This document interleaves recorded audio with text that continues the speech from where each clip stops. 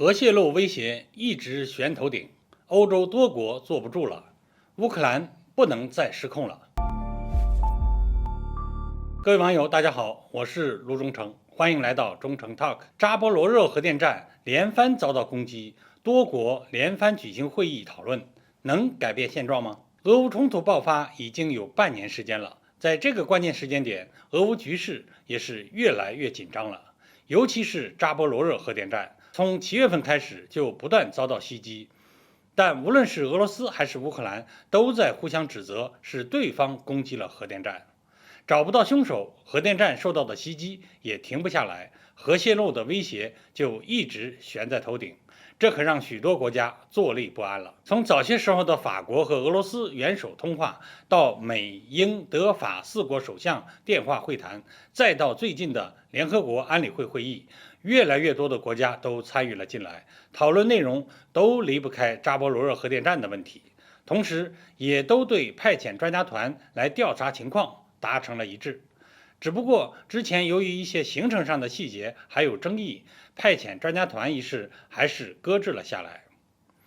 其实关于到底是谁攻击的核电站，基本上大家心中都有猜测，综合来看还是乌克兰的嫌疑最大。为什么这么说呢？我们来看一下核电站受到袭击后双方的诉求就知道了。乌克兰这边是一直在要求俄罗斯移交核电站的控制权，可如果是俄罗斯发动的攻击，难道核电站交给乌克兰后就不会受到俄罗斯的攻击了吗？而俄罗斯则是呼吁国际上其他国家和组织机构来进行干预，但拒绝将核电站非军事化，因为无法保证乌克兰不会发起攻击。这说明了什么呢？在俄罗斯眼中，乌克兰已经失控了。乌克兰为什么开始失控了呢？原因还是得到西方国家身上来找。我们知道，此前西方国家一直都在乌克兰背后提供各种军事援助，好让乌克兰能继续跟俄罗斯打下去。可这么只出不进的欧洲国家也撑不了多久。于是前段时间就有报道说，整个7月份西方国家给乌克兰的援助那是断崖式的下跌，尤其是英法德那些欧洲大国，连未来会继续给乌克兰提供新的军事援助的承诺都不给了。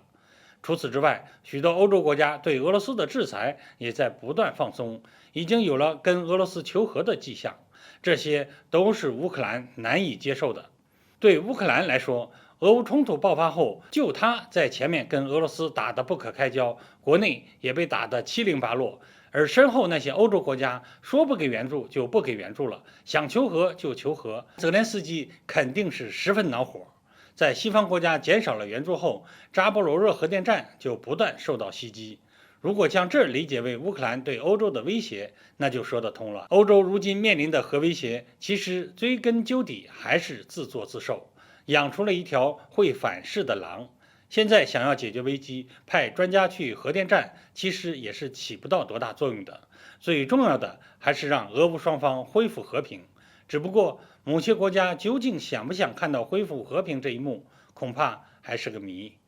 好，各位网友，今天我们这个话题就聊到这儿，欢迎大家留言讨论，我们下期再见。